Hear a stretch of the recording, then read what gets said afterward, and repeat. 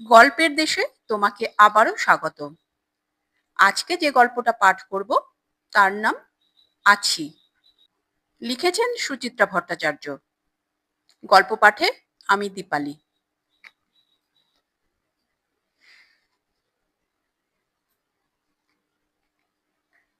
বারান্দায় বসে থাকতে থাকতে একটু ঝিমুনি মতন এসে গিয়েছিল প্রিয়ব্রতর। চটকা ভাঙলো উড়ে আসা কথোপকথনের শব্দে। টের পেলেন সরমার বাঁধা পুরুত বিমল হালদার এসেছে বাড়িতে। বাইরের ঘরে ফর্দ বানানো চলছে জোর, ঘাট কাজের, শ্রাদ্ধের। কোন কোন উপকরণ কতটা লাগবে বিমল তার মাপ বলছে, পিকলু লিখে নিচ্ছে প্রশ্ন করে করে। চোখ থেকে চশমাটা নামালেন প্রিয়ব্রত, কাঁচ মুছলেন। ভুরুতে ভাঁজ, তেল, ঘি, মধু, প্যাকাটি, কুশ, শব্দগুলো ধাক্কা মারছে কানের পর্দায়। এত চেঁচিয়ে চেঁচিয়ে না ওড়ালেই কি নয়? সকাল থেকে মাথাটা ধরে আছি। ওই চিৎকারে টিপ টিপ ভাব বেড়ে যাচ্ছে আরো। এখন এক কাপ চা পেলে আরাম হতো খানিক। কটা বাজে? সূর্যের হাল দেখে মতো মনে হয় বেলা অনেকটাই গড়িয়েছে। এখনো কি চায়ের সময় হলো না? অভ্যেস মতোই প্রিয়ব্রত হেঁকে উঠেছিলেন। সরমা, কেটলি চড়িয়েছো? প্রশ্নটা কণ্ঠ নালিতেই থমকে রইল। ফ্যাকাশে হাসি ভেসে উঠেছে ঠোঁটে, কাঁপছে। ভুসো কালি মাখা হ্যারিকেনের আলোর মতো। আশ্চর্য, আটটা দিন হয়ে গেল সরমা নেই। এখনো কেন যে তার অস্তিত্বটা ধাতস্থ হলো না। প্রিয়ব্রতর ক্ষোভটা ফের জাগিয়ে উঠল। একটা অক্ষম জ্বালা, সঙ্গে বোধহয় খানিকটা পোড়াও আছে। বলা নেই কওয়া নেই, ড্যাং ড্যাং করে কেমন চলে গেল সরমা, এক্কেবারে বিনা নোটিসে। এতটুকু প্রস্তুতির অবকাশ দিল না। অবশ্য মৃত্যু আসন্ন জানলেও কি মনকে পুরোপুরি তৈরি করা যায়? ৮ দিন আগের সন্ধ্যাটাকে আবছা আবছা দেখতে পাচ্ছিলেন প্রিয়ব্রত। রোজকার মতোই পুজো টুজো সারল সরমা। টিভিতে খান কতক সিরিয়াল গিলল। ৯টা নাগাদ খাওয়া দাওয়া। নাতনির জ্বর যাচ্ছিল বলে মেয়েকে ফোন করে তার খোঁজ খবর নিল স্বভাব মতো। ফুলকপির ডালনায় ঝাল বেশি দেওয়া নিয়ে স্বামী স্ত্রীতে মৃদু বিতণ্ডাও হয়েছিল, যেমন হয় নিত্য। তারপর রাতে বিছানা টিছানা করে মশারি পর্যন্ত টাঙালো নিজের হাতে। ঠান্ডা পড়েছে বলে জানলা বন্ধ করা, ঠাকুর প্রণাম, বাতিগ্রস্তের মতো খাটের পাশে চেয়ার টেনে এনে তার উপরে জল রাখা। কোনো নিয়মেরই ব্যত্যয় ঘটেনি। তখনও সরমা দিব্যি সুস্থ, দিব্যি স্বাভাবিক। মশারিতে ঢুকে কি যে হলো, হঠাৎ এক মৃদু আর্তনাদ, পরক্ষণেই সংজ্ঞাহীন। সঙ্গে সঙ্গে ডাক্তারকে কল, মেয়ে জামাইকে ফোন। ডাক্তার বাড়িতে পা রাখার আগেই সব শেষ।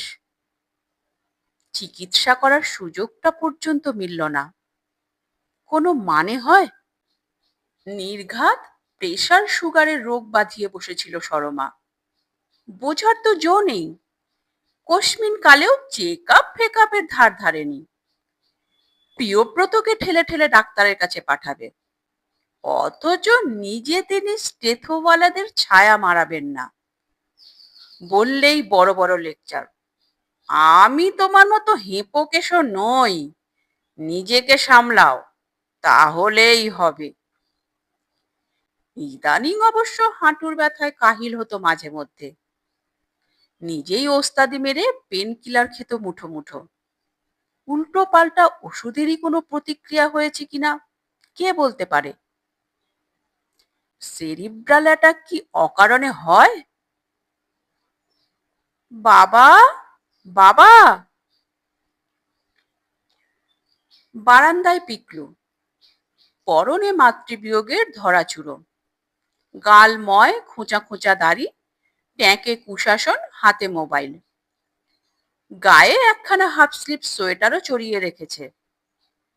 এখনো তেমন শীত পড়েনি, তবুও সরমা বড্ড পুতু করে মানুষ করেছে ছেলেটাকে। চশমাখানা পরে নিয়েই সোজা হলেন প্রিয়ব্রত। গত কদিন ধরেই গলায় একটা ডেলা জমাট বেঁধে আছে সর্বক্ষণ। গলা ঝেড়ে ডেলাটাকে সরানোর চেষ্টা করলেন। কৃত্রিম সপ্রতিভ ভাব ফোটালেন স্বরে। কিছু বলবি মনে হচ্ছে। ঘাট কাজ নিয়ে তোমার সঙ্গে একটু আলোচনা ছিল। আমার তো কোনো কাজ ফাজ নেই।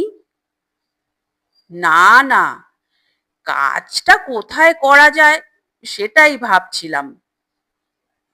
সে আমি কি বলবো, ওটা তো তোমার আর বিমলের ব্যাপার। ঠাকুর মশাই তো বলেছেন ঘোষপুকুরে সেরে নিতে। ওখানে নাকি আজকাল অনেকেই করে। ভালো, তাই করো, ঝঞ্ঝাট কম। কিন্তু আমার যেমন খুঁত খুঁত করছে বাবা। গঙ্গায় গেলেই কি ভালো হয় না? গড়িয়া থেকে বাবুঘাট কি এমন দূর? ট্যাক্সি নিয়ে নেব। তোমারই হ্যাপা বাড়বে। পুরুত নাপিত, নতুন জামা কাপড়, জিনিসপত্র, যাবতীয় বোঝা টেনে টেনে নিয়ে যেতে হবে। তারপর ধরো তোমার বউও আছে। ওর যাওয়া তো অব্লিগেটারি নয় বাবা। বাড়িতেই নাপিত ডেকে নড়ুন ছুঁয়ে। তবে আমি বলবো সুপর্ণাও চলুক, যাওয়া উচিত। দেখো যা ভালো বোঝো। তবে গঙ্গায় গিয়ে কাজ করলেই কি তোমার মার অনন্ত স্বর্গবাস হবে, নাকি পুকুরে ক্রিয়াকর্ম সারলে সে নরকে পচবে? ওহ বাবা! পিকলু হেসে ফেলল। আমিও কি এসব বিশ্বাস করি? তবে তবে কি, মা তো মানতো, তার বিশ্বাস অবিশ্বাসকে তো অনার দিতেই হয়। তাছাড়া সবই যখন করছি, এইটুকুই বা ফাঁক রাখি কেন? আমি তো আপত্তি করিনি। তুমি তো সব ব্যাপারে খুব প্র্যাকটিক্যাল, তাই বলছিলাম। খোঁচাটা কি বেশি তীক্ষ্ণ শোনালো? প্রিয়ব্রত আর চোখে লক্ষ্য করলেন ছেলেকে। তেমন একটা ভাবান্তর তো চোখে পড়ে না। শোকার্ত পিতার মন্তব্য ভেবে খুব একটা আমল দিল না বোধহয়। সরমা শুনলে অবশ্য বেজায় চটে যেত। ছেলের সম্পর্কে সামান্যতম টিপ্পনিও পছন্দ করে না সরমা। ফের ভুল হলো, করতো না। এই নিয়ে কত যে ধুন্ধুমার বেঁধেছে। এই তো এবার পুজোয় পিকলু বউ বাচ্চা নিয়ে কলকাতায় এলো। রাজা আর পুচকুন সহ সুপর্ণা উঠল লেক রোডে, সুপর্ণার বাপের বাড়িতে। ষষ্ঠী থেকে দশমী সেখানে কাটিয়ে তবে আসবে গড়িয়ায়। পিকলুও গোটা পুজো ওখানেই পড়ে রইল সারাদিন। রাতে শুধু বাড়ি ফিরে শয্যা গ্রহণ। তাও তো অষ্টমীর রাতে ফিরলই না। বছরকার দিনে বাচ্চা দুটোকে একবার দেখিয়ে নিয়ে যা, বাবুর সে হুঁশও নেই। দুঃখ করে প্রিয়ব্রত বলেছিলেন, তোমার পুত্তুর এখন বালিগঞ্জ চিনে গেছে। গড়িয়ার বাপ মাকে তার আর মনে ধরছে না। শুনেই শর্মা ঝনঝন। কি চিরির কথা! এ বাড়িতে সারাক্ষণ পড়ে থেকে পিকলু করবেটা কি? হ্যাঁ, তোমার হাঁড়ি মুখ দেখবে বসে বসে? ওখানে ঘরের দরজায় প্যান্ডেল, ভিড়, আলো, হই হল্লা। ও বাড়িতে অত লোকজন, 4 বছর পর পুজোর সময় এলো, কটা দিন মনের সুখে আনন্দ ফুর্তি করবে না সবাই? ছেলে ব্যাঙ্গালোরে ফ্ল্যাট কিনেছে শুনে প্রিয়ব্রত ঠাট্টার সুরেই বলেছিলেন, বুঝলে তো, পাছে এই গেঁয়ো পরিবেশে ফিরতে হয়, তাই তোমার পিকলু সোনা আগে ভাগে গোড়া মেরে রাখছে। সঙ্গে সঙ্গে সরমার ওকালতি, তুমি কি চাও ছেলেটা ওখানে অনন্তকাল মাস মাস 12,000 করে ভাড়া গুনে যাক? জানো না লোন নিয়ে বাড়ি করলে ট্যাক্সে কত ছাড় হয়? নিজের ছেলে একটা সম্পত্তি বানাচ্ছে, তাই দেখেও তোমার চোখ টাটায়? প্র্যাকটিক্যাল হওয়ার দোহাই পেরে ছেলে উল্টো সিধে যা বোঝাতো তাতেই উদ্বাহু হয়ে নিত্য জুড়ত সরমা। এখান থেকে বদলি নিয়ে ব্যাঙ্গালোর চলে গেল পিকলু। সরমার কণ্ঠে পিকলুরই যুক্তি, হেড অফিসে থাকলে উন্নতির সম্ভাবনা অনেক বেড়ে যায়, প্লাস মাইনে বেশি, সুযোগও কত। নিজের কোম্পানির সঙ্গে না বললে টুকুস করে বেটার কোথাও চলে যেতে পারবে। আর ব্যাঙ্গালোর কি বা এমন দূর দেশ, আকাশ পথে তো মাত্র 2.5 ঘন্টা। পিকলুর আত্মকেন্দ্রিকতা বোঝার মতো বুদ্ধি সরমার ঘটে ছিল না। মায়ের মৃত্যু সংবাদ পেয়ে ছেলে তড়িঘড়ি উড়ে এসেছে, কাছা নিয়েছে, কঠোরভাবে অশৌচ পালন করছে, ঘটা করে শ্রাদ্ধ শান্তি করবে। সরমা নিশ্চয়ই ওপরে বসে আহ্লাদে আটখানা। অবশ্য আদৌ ওপার বলে যদি কিছু থাকে। পিকলু ঘরে ঢুকে গিয়েছিল। বিমল হালদারের সঙ্গে কথা বলতে বলতে তাকে গেট অবধি এগিয়ে দিয়ে এলো। ফের ফিরেছে বারান্দায়। প্রিয়ব্রতর পাশের চেয়ারটায় বসলো, কুশাসন পেতে, হাতে একখানা ফুলস্কেপ কাগজ, চোখ বোলাচ্ছে এক মনে, লাল কালির ডট পেনে টিক মারছে টকাটক। দেখতে না চেয়েও তাকিয়ে ফেললেন প্রিয়ব্রত। কি রে ওটা? নেমন্তন্ন লিস্ট। কাকে কাকে বলা বাকি রইল? অনেক। ভাবছি এবার টেলিফোনে কিছু সেরে দেব। মার সার্কেল তো নেহাত ছোট ছিল না, কতজনকে আর গিয়ে গিয়ে বলা যায়? সবাইকে বলার দরকারই বা কি? তা হয় নাকি? খবর পেয়েই সবাই ছুটে ছুটে এসেছে, ফোন করেছে, কাজের দিন তাদের না ডাকলে চলে? হুম, তো কত লোক হচ্ছে শেষ পর্যন্ত? তা ধরো প্রায় 300। এরপর পাড়া আছে, তাদের লিস্ট আলাদা। মার সঙ্গে সবার যা টার্ম, আশেপাশের কাউকেই তো বাদ দেওয়া যাবে না। তা বটে, দুনিয়া শুদ্ধ সকলেই তো সরমার বন্ধু পরিজন। এক সময় ভবানীপুরের বাড়িতে ভয়ানক উৎপাত ছিল আত্মীয় স্বজনের, ওই সরমার কারণেই। তাই ভাই, দিদি, ভাসুর, ননদরা তো আছেই। কোথায় কোন রাঙামাসির খুড়তো দেওরের মেয়ে, কিংবা লাবু পিসির ননদের ভাসুরঝি, সবাই সরমার প্রাণের সখী। দিনভর ক্রিং ক্রিং রিং আর খুটুর খুটুর ডায়াল। ভিড় ভাট্টা, হট্টগোল, লোকজনের সঙ্গে গলাগলি, মাখামাখি কোনো কালেই প্রিয়ব্রতর বরদাস্ত হয় না। কিন্তু সরমার ওগুলোই প্রিয়। শেষ বয়সে নিরিবিলিতে থাকার লোভে গড়িয়াতে জমি কিনলেন, ছোটখাটো একখানা বাড়িও বানালেন। হা হাতস্যি, কোথায় নিরালা! গড়িয়া এসে গোটা পাড়াটাকেই আত্মীয় বানিয়ে ফেললো সরমা। এ বাড়ির বউ, ও বাড়ির মেয়ে, সে বাড়ির নাতনি, সবাই সরমার ভক্ত। বাটি চালাচালি হচ্ছে অনবরত। টিফিন কৌটো ছুটছে এ বাড়ি থেকে ও বাড়ি। অমুকের নাতির সোয়েটার বুনে দিচ্ছে, তমুকের গিন্নিকে ডেকে নতুন ডিজাইন তুলছে দুপুর ভর। আর এই বারান্দাটা তো ছিল খবরের কাগজের অফিস। কম্পিউটার টেলিপ্রিন্টার ছাড়াই প্রতিটি বাড়ির তথ্য এসে জমা হচ্ছে, কম্পোজ হচ্ছে, মুখে মুখে ছড়িয়ে যাচ্ছে বাতাসে বাতাসে।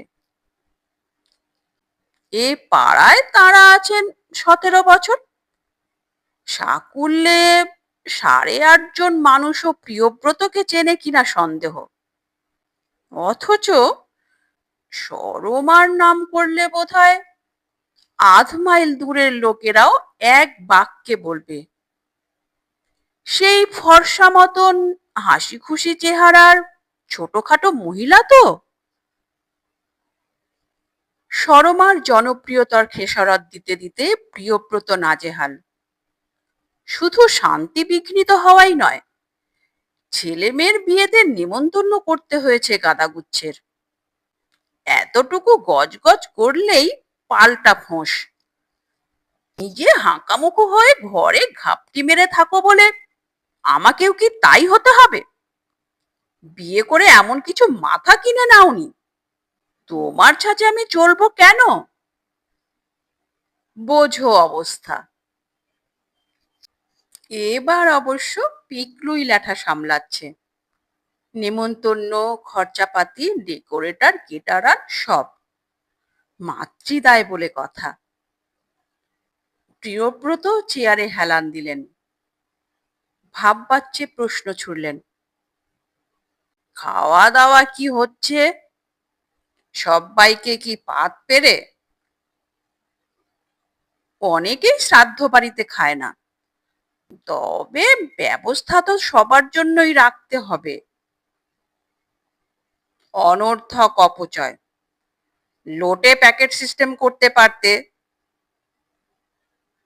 মা যে প্যাকেট ফ্যাকেট পছন্দ করতো না বাবা, বলতো কাউকে ডাকলে পেট ভরে খাওয়াবি, অন্তত আমার কাজে লোকের হাতে রাধাবল্লভী আর মিষ্টির প্যাকেট ধরিয়ে দিস না। শ্রাদ্ধ কি ফুর্তি ফার্তার অনুষ্ঠান যে গান্ডে পিণ্ডে গেলাতে হবে? লোকজন শ্রাদ্ধ বাসর থেকে বেরিয়ে গাঁও গাঁও ঢেকুর তুলতে তুলতে রান্না বান্না নিয়ে আলোচনা জুড়ছে। দৃশ্যটাই কি অশালীন! ভাবলেও প্রিয়ব্রতর বিবি মিশা জাগে। কিন্তু কি আর করা, সরমার চিন্তা ভাবনা চিরদিন উল্টো খাতে বইল যে। যত সব কুনিয়ম কুয়াচারের ঠুলি পড়ে রইল চোখে।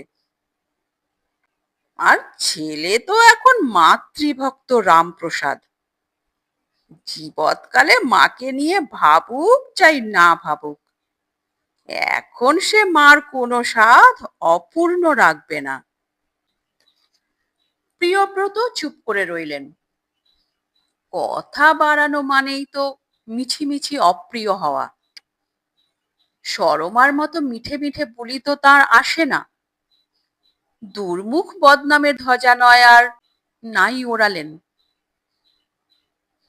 রুনি চা এনেছে এতক্ষণে। বারান্দায় বেতের চেয়ার দুটোর সঙ্গে একটা বেটে টেবিল রাখাই থাকে। তার ওপর ট্রে নামিয়ে কাপ তুলে দিল বাবা আর ভাইকে, নিজেও নিয়েছে। প্রিয়ব্রতকে জিজ্ঞেস করলো, তোমায় বিস্কুট দেবো বাবা? প্রিয়ব্রত যেন শুনতে পেলেন না। হঠাৎই ঈষৎ অন্যমনস্ক। এক দৃষ্টে ট্রেখানা দেখছেন। হাতলওয়ালা, বাঁশের তৈরি। বছর 5 আগে হ্যান্ডিক্রাফটসের মেলা থেকে কিনেছিল সরমা। কেনাই সার। প্রাণে ধরে একদিনও ব্যবহার করেনি। এমন আরো যে কত শৌখিন জিনিস পড়ে আছে থরে থরে, আনকোরা। কি যে উদ্ভট শখ! যে জিনিস কাজেই লাগবে না, কেন যে তার পেছনে পয়সা নষ্ট! সরমা অবশ্য এ ব্যাপারে কোনো তর্কে যেত না, হাসতো মিটিমিটি। কেন যে হাসতো! বাড়িতে এখন লোক আসছে হরদম, চাটা মিষ্টিটা দিতে হচ্ছে, তাই বুঝি কাঁচ আলমারি থেকে বস্তুটি বার করে ফেলেছে রুনিরা। কদিন হাতে হাতে ঘুরে পালিশটা একটু চটে গেছে কি, দেখে কি খারাপ লাগছে প্রিয়ব্রতর? কষ্ট হচ্ছে? প্রিয়ব্রত বুঝতে পারছিলেন না ঠিকঠাক। শুধু একটা চোরা অস্বস্তি টের পাচ্ছেন বুকে। সরমার জিনিসপত্রর ওপর মায়াটা কি তার মধ্যে সংক্রামিত হলো? রুনি ফের ডাকছে, কি গো বাবা, দেব বিস্কুট? ছোট্ট একটা শ্বাস ফেললেন প্রিয়ব্রত। না, বিকেলের প্রথম চাটা আমরা তো শুধুই খাই রে। আমরা খাই শব্দ দুটো যেন দোল খেয়ে গেল বারান্দায়। বাতাস যেন কেঁপে উঠল একটু। পিকলুর মুখে পলকা ছায়া, রুনির চোখে মেঘের আভাস। ভারী গলায় রুনি বলল, তোমায় চা দিতে বোধহয় একটু দেরি হয়ে যায় বাবা, তাই না? ঠিকই আছে, তোমরা কাজকর্মে ব্যস্ত, বুঝতে পারছি। কদিন ধরে তোমার খুব অনিয়ম হচ্ছে। প্রিয়ব্রত এবার আর জবাব দিলেন না। কি বা বলবেন? অনিয়মকেই তো নিয়ম করে নিতে হবে এখন থেকে, অনভ্যাসকে অভ্যাস। পিকলুর মোবাইল বেজে উঠেছে। খুদে যন্ত্রটা কানে চেপে গ্রিলের ধারে উঠে গেল পিকলু। অফিসের ফোন, চোস্ত ইংরেজিতে কথা বলছে। এখানে আসা স্তক মাঝে মাঝেই ফোনাফুনি চলছে অফিসের সঙ্গে। আপনা আপনি ভুরু কুচকে গেল প্রিয়ব্রতর।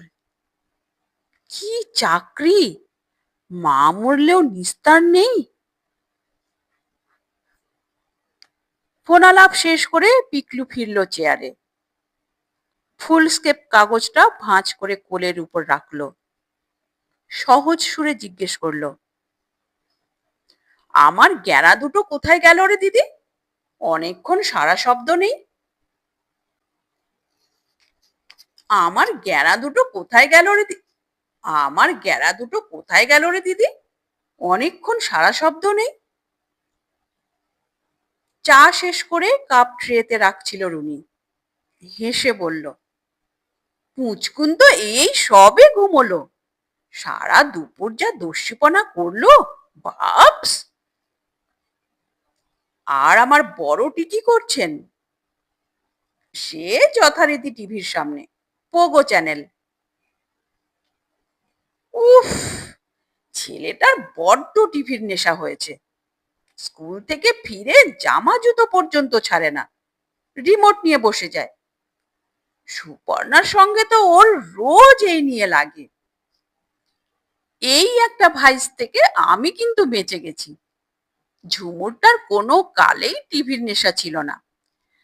এখন বড় জোর এক আধটা গানের প্রোগ্রাম দেখে, কিংবা কুইজ টুইজ, ব্যাস। তার জন্যই ওর ব্রেনটা অত শার্প। সে আমার রাজাও খুব বুদ্ধিমান। পুচকুনকে সেদিন কি সুন্দর করে বোঝাচ্ছিল, ঠাম্মা আকাশে চলে গেছে, ঠাম্মা আর ফিরবে না, ঠাম্মা এখন তারা হয়ে গেছে। হুম, মৃত্যু ব্যাপারটাকে ও নিজের মতো করে বুঝে নিয়েছে। পিকলুর মুখে আবার ছায়া, ধরা ধরা গলায় বলল, একমাত্র আমারই মগজে ঢুকছে না, মা কি করে হঠাৎ নেই হয়ে গেল। আনবিলিভেবল। সেদিন মাঝরাত্তিরে যখন জামাইবাবুর ফোনটা পেলাম, দিদি তুই ভাবতে পারবি না, we were so stand. Suparna তো সঙ্গে সঙ্গে সুটকেস গোছাতে শুরু করলো, আর আমি থ্রু আউট দ্য নাইট ঠায় বসা, নিজেই নিজেকে বারবার বলছি, খবরটা ভুল, খবরটা ভুল। আমার তো এখনো বিশ্বাস হয় না। রুনি জোরে জোরে নাক টানলো। মা ছাড়া এবারে আমি কল্পনাই করতে পারি না, বাবা যে কি করে এখানে একা একা থাকবে। কি যে তুই বলিস, বাবা একা থাকবে কেন, বাবা আমার সঙ্গে যাবে। পিকলু ঝুঁকে প্রিয়ব্রতর কবজি ছুঁলো। কি, যাবে তো? উম উফু নয়, তুমি আমার কাছে থাকবে। ফার্স্টলি, ফাঁকা বাড়িতে তোমার বাস করাটা আমরা অ্যালাউই করব না। আর সেকেন্ডলি, ব্যাঙ্গালোরের ক্লাইমেট তোমার খুব স্যুট করে, তুমি নিজেই দেখেছো। না গরম না ঠান্ডা, না ড্রাই না wet, ideal place for your age and health. সরাসরি কথাটার প্রতিবাদ করতে পারলেন না প্রিয়ব্রত। গত 8 বছরে তিনি বার কয়েক গেছেন ব্যাঙ্গালোরে। প্রথমবার অবশ্য স্বেচ্ছায় নয়, সরমার জোড়াজুড়িতে। পিকলু তার আখের গোছাতে বাপ মাকে ফেলে কেটে পড়ল, সে ডাকলেই অমনি ল্যাং ল্যাং করে ছুটতে হবে। প্রিয়ব্রত অন্তত সেরকম বাবা নন। তবে যাই হোক, গিয়ে পড়ার পর কিন্তু মন্দ লাগেনি। চমৎকার শহর, সুন্দর সুন্দর বাড়ি, অজস্র পার্ক, এখনো অনেক সবুজ আছে, বাতাসও মোটামুটি নির্মল। পুচকুন তখনও হয়নি। ছোট্ট রাজাকে নিয়ে সময় কেটেছে হু হু করে। তারপর থেকে তো মাঝে মধ্যেই ব্যাঙ্গালোর ভ্রমণ চলছে। গেলে সুপর্ণাও খুব যত্ন আত্তি করে, নাতি দুটোও ফিরে পায়ে পায়ে। কিন্তু সে তো স্রেফ বেড়ানো, মেয়াদ 3 হপ্তাহ কি মেরে কেটে 1 মাস। যাওয়ার জন্য যার বেশি উৎসাহ, দিন 15 কাটলেই তারই যে পালাই পালাই রব। গোবিন্দর মার হাতে বাড়ি ছেড়ে এসেছি, কি হাল করে রাখছে কে জানে। ইস, গোবিন্দটা মনে করে জল না দিলে গাছগুলো সব মরেই যাবে গো। না চালিয়ে পাম্পটা অচলই হয়ে গেল বোধহয়।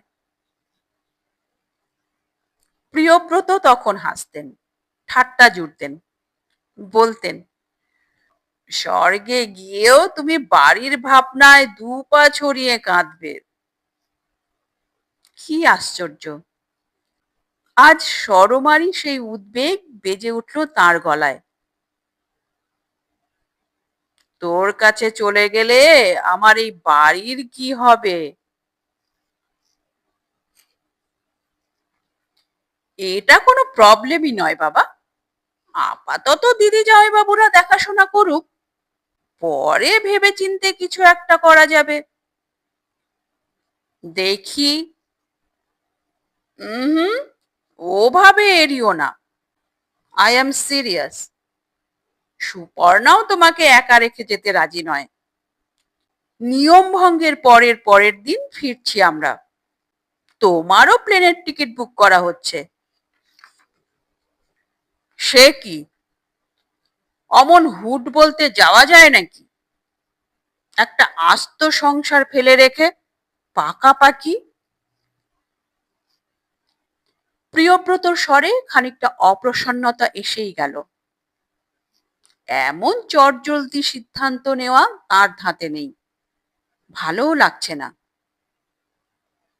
তিনি কি এখন বোঁচকা যে কাঁধে ফেলে দৌড়তে হবে? পিকলু কিন্তু হাসছে। তোমার আবার সংসার কি? কিছু মনে করো না বাবা, সংসার তো ছিল মার, তুমি তো থাকতে পেইং গেস্টের মতো, বাজার করা ছাড়া কুটোটি পর্যন্ত তোমায় নাড়তে হয়নি। ওখানে তো তোমার সেই পরিশ্রমটুকুও থাকবে না। খাও দাও, ঘোরো হাঁটো চলো ফেরো, বইপত্র নিয়ে ডুবে থাকো, একেবারে তোমার মনের মতো লাইফ। দুদিকে মাথা নাড়লেন প্রিয়ব্রত। হয় না, হয় না। কারণটা ছেলেকে ঠিক বোঝাতেও পারছেন না। আরও যেন তাই অসহায় লাগছে নিজেকে। জাগতিক হিসাবে তার তো চলে যাওয়াই শ্রেয়।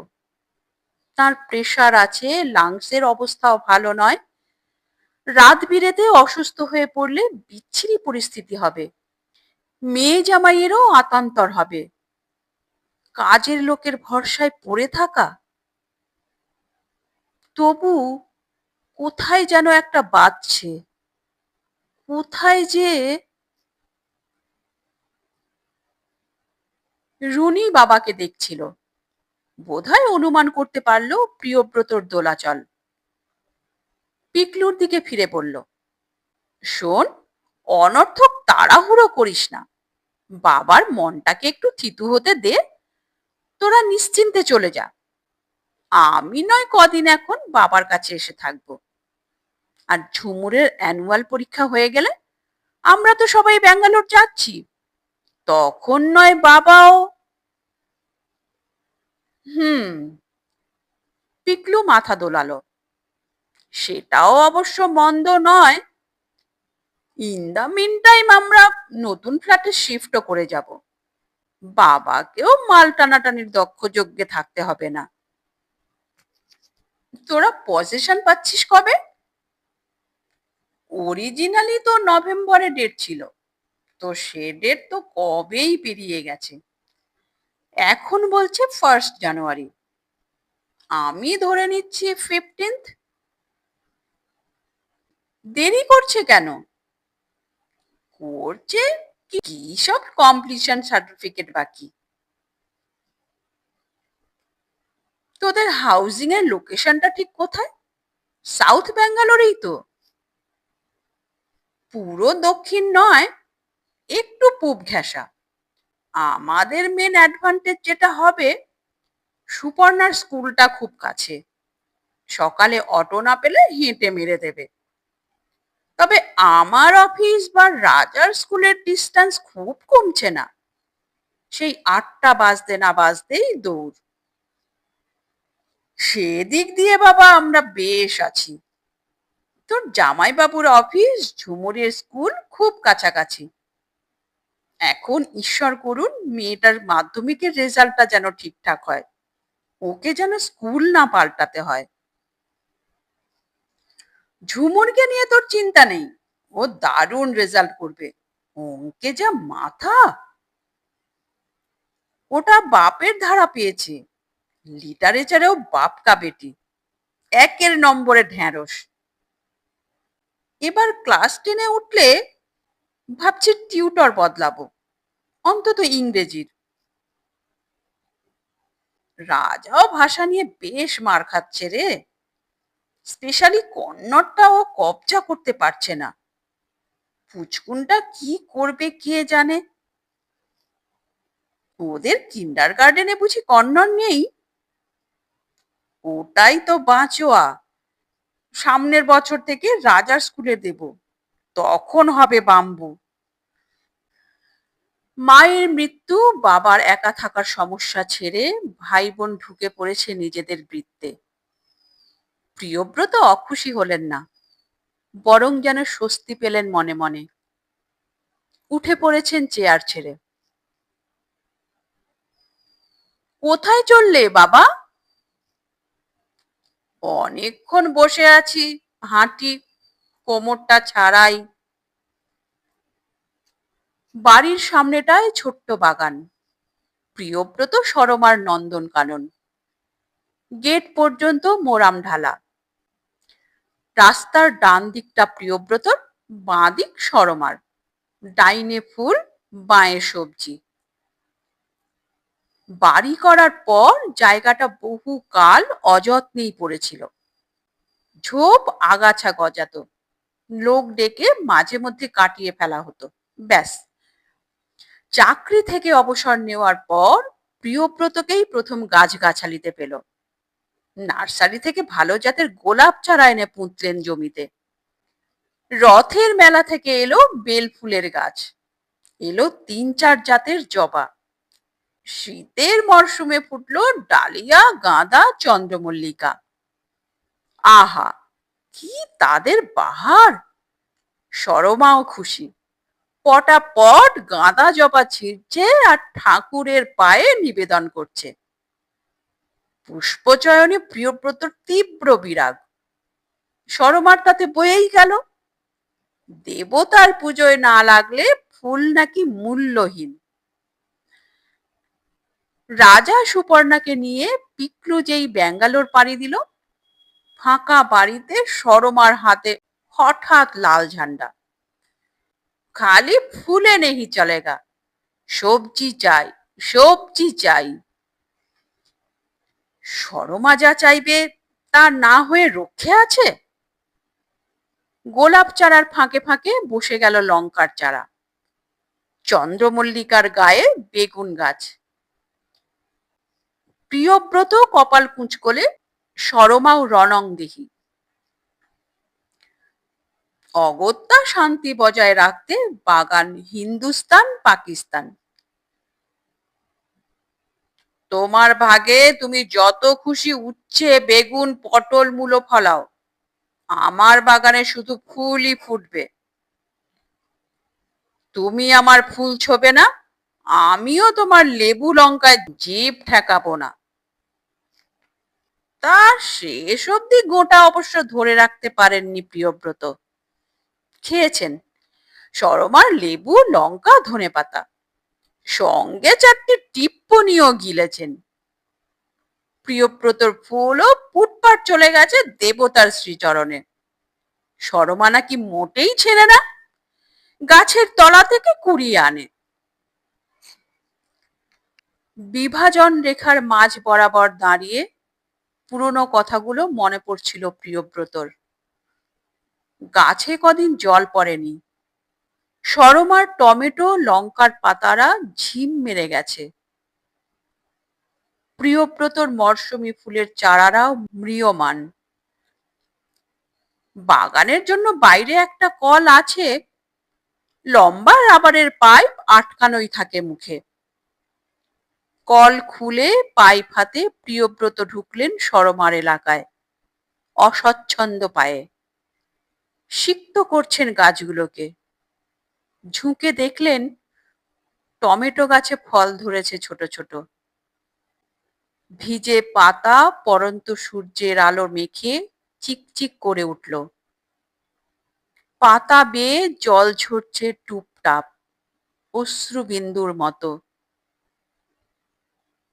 প্রিয়ব্রত বসে পড়লেন উবু হয়ে, আঙুল বুলিয়ে মুছে দিচ্ছেন জল।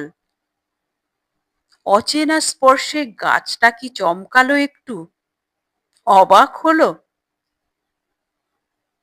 সুপর্ণা বারান্দায় ডাকছে। প্রিয়ব্রত ঘাড় ঘোরালেন।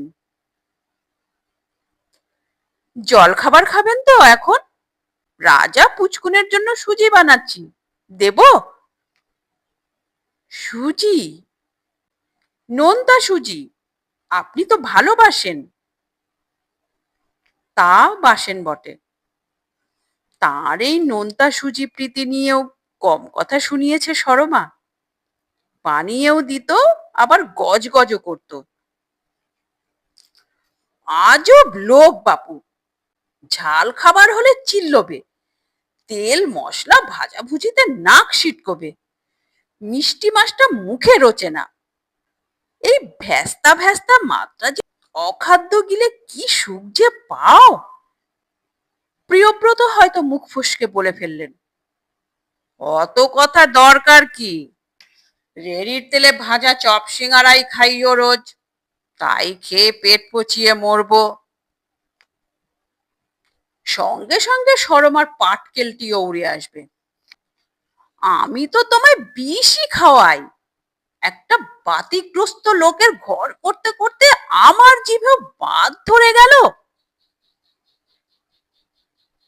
সেই নোনতা সুজি বানাচ্ছে আজ পিকলুর বউ।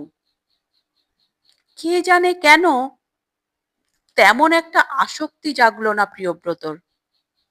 রুচি নেই, খিদে নেই, নাকি অন্য কিছু? আলগাভাবে বললেন, রাখা থাক, পরে খাবো। সুপর্ণা চলে যেতেই প্রিয়ব্রত আবার বাগানে মনোযোগী। জল সিঞ্চন সমাপ্ত করে ধুলেন হাত পা। সন্ধে নামছে, এবার শুরু হবে লোকজন আসার পালা। আত্মীয় স্বজন, বন্ধু বান্ধব, কারো না কারো পদধূলি পড়বেই। বিশ্রী, বড্ড বিশ্রী কাটে এই সময়টা। সান্ধ্য রুটিনের ছকটা জানা হয়ে গেছে প্রিয়ব্রতর। যে বা যারাই আসুক, প্রথমে খানিকক্ষণ বিষণ্ণতা বিরাজ করবে ঘরে। চলবে মৃদুস্বরে এলোমেলো স্মৃতিচারণ, সরমার গুণকীর্তন। তারপর এসে পড়বে দুটো চারটে মজার ঘটনা, সেই সূত্র ধরে অজস্র হাবিজাবি গল্প। হাসি উচ্ছ্বাসে ক্রমশ থই থই করবে গোটা বাড়ি। বাচ্চারা ছুটবে, খেলবে। সুপর্ণা আর রুনি ব্যস্ত সমস্ত ভাবে চা বানাবে বারবার। গোবিন্দর মাকে দিয়ে লুচি ফুচি ভাজাবে, প্লেটে মিষ্টি সাজাবে ঘন ঘন। শোক বদলে যাবে উৎসবে। আর সেই উৎসবের এক কোণে দুঃখী দুঃখী বোকা বোকা মুখে বসে থাকবেন প্রিয়ব্রত, সঙের মতো। আজও ভিড় নেহাত মন্দ জমল না। চোখ মুছতে মুছতে উপস্থিত হলো সরমার পিস্তত বোন। ফল মিষ্টি হাতে অরুণাদির ছেলে, ছেলের বউ। কাঁচুমাচু মুখে রুনির যা ভাসুর। এক জোড়া খুনে বাচ্চা নিয়ে পিকলুর বন্ধু আর পিকলুর বন্ধুর স্ত্রী। রোজকার হাজিরাদার প্রিয়ব্রতর ভাইপো নান্টু তো আছেই। একটু রাতের দিকে আবির্ভূত হলো কেটারার। ছানার ডালনা ফুলকপির সঙ্গে ধোঁকা তো হবেই। আরো কি একটা পদ রাখা যায় তা নিয়ে গবেষণা চলল কিছুক্ষণ। মৎস্য মুখে 4 রকম মাছ খাওয়াবে পিকলু, রুই, পাবদা, চিংড়ি আর ভেটকির ফ্রাই। রুনির বাসনা, মা চিতল মাছের মুইঠটা বড় ভালোবাসতো, পাবদার বদলে সেটাই পড়ুক পাতে। ঝিরিঝিরি আলু ভাজা উপাদেয় হবে, না সরমার প্রিয় গরম গরম বেগুনি, তাই নিয়েও আলোচনা চলল খানিক। বাড়ি ফাঁকা হতে হতে 9:30। নৈশাহার চুকতে চুকতে 10:30। খাওয়া দাওয়ার পর বাড়ির সামনেটা একটু পায়চারি করেন প্রিয়ব্রত। অভ্যাস। আজ আর বেরোলেন না, ঠান্ডা বাড়ছে। কানের কাছে খ্যাঁচর খ্যাঁচর করার মহিলাটি তো নেই, নিজে থেকেই সাবধান হওয়া ভালো। ঘরে এসে বন্ধ করলেন জানলাগুলো, বসেছেন খাটে। সামনেই টেবিলে এলোমেলো বই ছড়ানো। শরদিন্দু অমনিবাসটার ওপর ছোট একটা ছবি, পোস্টকার্ড সাইজের সরমা। বছর 7 আগে তোলা, জামাইয়ের ক্যামেরায়।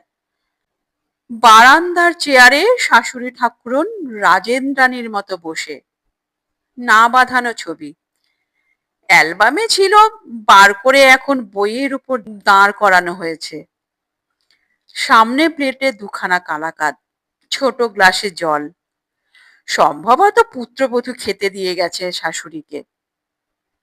ধূপও জ্বালিয়েছিল শরদিন্দুর ওপরে, ছাই ঝরে ঝরে মলাটখানা ধূসর। দৃশ্যটায় প্রিয়ব্রত বেশ মজা পেলেন।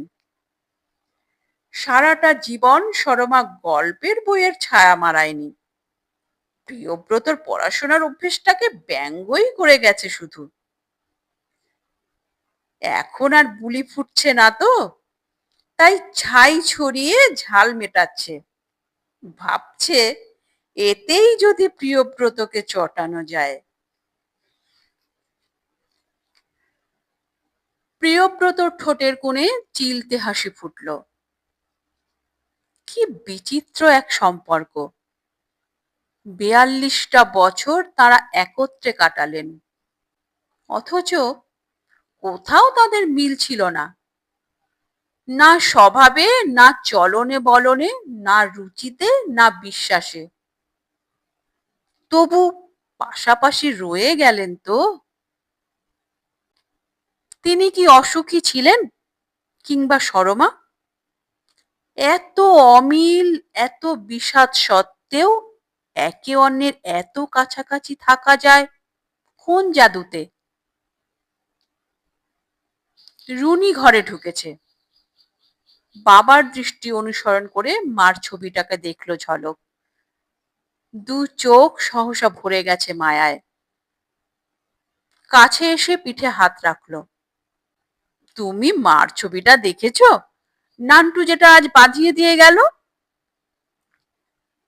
মেয়ের কাছে ধরা পড়ে গিয়ে প্রিয়ব্রত অপ্রস্তুত। বিব্রত মুখে বললেন, প্রেম ট্রেম গুলো তো বেশ ভালোই হয়েছে। ওটাই বোধহয় মার লাস্ট ছবি, তাই না? হ্যাঁ, পিকলু পুজোর সময়ে তুলেছিল। ছবিটা তোমার ঘরে রেখে যাই? কেন? বাইরের ঘরে টেবিলটা সেফ নয়। পুচকুনটা যা লাফালাফি করে, কখন হাত লেগে পড়ে ভেঙে যায়। পুচকুন কি এ ঘরে আসে না? প্রিয়ব্রত হেসে ফেললেন। শ্রাদ্ধের দিন অবধি টিকিয়ে রাখতে গেলে বরং কোনো আলমারির মাথায় তুলে রাখো। রুনি আর পিড়াপিড়ি করলো না, একটু চুপ থেকে জিজ্ঞেস করলো, ওষুধ খেয়েছো? এই খাবো। হুম, এক্ষুনি খাও। ওঠো, বিছানাটা করে দিই। খাট থেকে নেমে প্রিয়ব্রত টেবিলের ড্রয়ার খুললেন। হাতড়ে হাতড়ে বার করলেন ট্যাবলেটের স্ট্রিপ। ধাতব ফয়েল ছিঁড়ে বড়ি পুরলেন মুখে, জল দিয়ে গিলছেন। চাদর ঝাড়াঝুড়ি করে মশারি টাঙাচ্ছিল রুনি। ছত্রিতে কোনটা লাগাতে লাগাতে বলল, কাল সকালে কিন্তু আমায় একবার বাড়ি যেতে হবে বাবা। তুই যে এখন কদিন থাকবি বললি। সে তো আছি, কালও বিকেলেই চলে আসবো ঝুমুরকে নিয়ে। অ আসলে কি জানো তো, টানা 3 দিন ধরে আছি। আমার শাশুড়ি তো হ্যাল হ্যাল ঝ্যাল ঝ্যাল। মার মতো শক্তপোক্ত তো নয় যে এক হাতে সামাল দেবে। এদিকে কণাদের যা অফিসের চাপ, সে বেচারিও কোনো দিকে তাকাতে পারে না। গিয়ে সংসারটাকে আবার একটু সেট করে দিয়ে আসবো। প্লাস ঝুমুরের স্কুলে কাল একটা পেরেন্টস মিটিংও আছে, ওটা অ্যাটেন্ড করতেই হবে। বুঝলাম। কি? তুইও তোর পৃথিবীতে আষ্টে পৃষ্ঠে জড়িয়ে গেছিস। প্রিয়ব্রতকে ঈষৎ ম্লান দেখালো। পিকলুরা চলে যাওয়ার পর তুই এসে থাকবি কি করে? পার্মানেন্টলি হয়তো সম্ভব নয়, রুনি ইতস্তত করে বলল। তবে ঝুমুরের বড়দিনের ছুটিটা তো এখানে কাটাতেই পারি। ঝুমুরও খুব কান্নাকাটি করছে দিম্মার জন্যে, তোমার জন্যে। তারপর তো রেগুলার আসা যাওয়া করবই। হুম, সেই ভালো, দেখে টেকে যাস। রুনি চোখ কুঁচকে প্রিয়ব্রতর দিকে তাকিয়ে রইল একটুক্ষণ। বুঝি বা পড়তে চাইলো বাবার অভিমানটাকে। গলাটা একদম নরম করে বলল, বুঝতে পারছি বাবা, তুমি অ্যাবসলিউটলি একা হয়ে গেলে। তো কি আছে, অথর্ব তো হইনি। বটেই তো, বড় জোর তো 2-2.5 মাস, তারপর তো তুমি পিকলুর কাছেই। ইচ্ছে হলে মাঝের কটা দিন আমার কাছে গিয়েও কাটাতে পারো। প্রিয়ব্রত উত্তর দিলেন না, ভালো লাগছে না কথা বলতে। আরো একটুক্ষণ দাঁড়িয়ে থেকে চলে গেল রুনি। বাথরুম সেরে এসে প্রিয়ব্রত ঢুকে পড়লেন বিছানায়। সরমা চলে যাওয়ার পর পিকলু রুনি দুজনেই পাশে শুতে চেয়েছিল। প্রিয়ব্রত রাজি হননি, অস্বস্তি হয়। মশারি গুঁজে বেড সুইচ টিপে প্রিয়ব্রত নিভিয়ে দিলেন টিউবলাইট। গায়ে চাদর টেনে চোখ বুজেছেন। ঠিক তখনই কানের পাশে ফিসফিস, কি গো, কি ঠিক করলে, যাচ্ছ? প্রিয়ব্রত ঠোঁট নড়ল। কোথায়? ঢং, বোঝো না যেন, পিকলুর কাছে। প্রশ্নই আসে না। কারণটা জানতে পারি? অন্য কারো সংসারে থাকা আমার পোষাবে না। পিকলু অন্য কেউ হলো? বললাম তো, কাউকে আমি ডিস্টার্ব করতে চাই না। তোমার পিকলু, তোমার রুনি, কাউকে না। একেই বলে গোয়ার গোবিন্দ। এখানে তোমার দেখাশুনো কে করবে শুনি? ওই আপদা গোবিন্দর মা। তা নিয়ে তোমার তো মাথা ঘামানোর দরকার নেই। বেইমানি করে কেটে যখন পড়েছ, কেটেই পড়ো। ইস রে, সে উপায়ও কি আছে আমার? বাতাসের শব্দ পাক খেতে লাগলো ঘরে। বাতাসের শব্দ নাকি প্রিয়ব্রতর নিজেরই হৃদয়ের ধ্বনি? দেওয়াল দরজা জানলা ফুঁড়ে ঘুরছে এ ঘরে ও ঘরে, ছুঁয়ে ছুঁয়ে যাচ্ছে তিল তিল করে গড়ে ওঠা পুরনো সংসারটাকে। বারান্দার বেতের চেয়ারে গিয়ে বসলো। দুলে দুলে নেচে যাচ্ছে বাগানে, ভাসছে, নাচছে।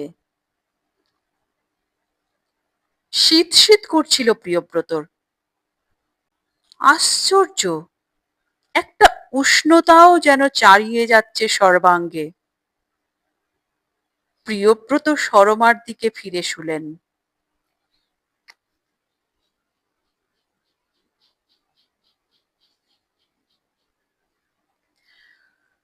নমস্কার, গল্পের দেশের আজকের এই নিবেদন কেমন লাগলো তা কমেন্ট করে অবশ্যই জানাবে। ভালো লাগলে লাইক করে দিও এবং তোমার প্রিয়জনদের সঙ্গে প্রচুর প্রচুর প্রচুর শেয়ার করো। এবং আরো এই ধরনের নিত্য নতুন অডিও স্টোরি শোনার জন্য চ্যানেলটির সঙ্গে জুড়ে থাকো। চ্যানেলে যারা নতুন এসছো তারা চ্যানেলটিকে সাবস্ক্রাইব করে বেল আইকনটি প্রেস করে রাখো, যেন পরবর্তী নোটিফিকেশন সবার আগে তোমার কাছে পৌঁছায়। তোমরা গল্প শোনার পাশাপাশি যারা কুকিং এ ইন্টারেস্টেড, তারা মায়ের আদরে রান্না নামে আমার একটি কুকিং চ্যানেল আছে, তোমরা চাইলে সেখানে ভিজিট করতে পারো। আর অনেক ভালোবাসা নিয়ে অপেক্ষা করো আমার পরবর্তী গল্পের জন্য। তাহলে পরবর্তী এপিসোডে আবার দেখা হবে। ততক্ষণের জন্য সবাই সুস্থ থেকো, ভালো থেকো, নিজেদের খেয়াল রেখো। নমস্কার, ধন্যবাদ।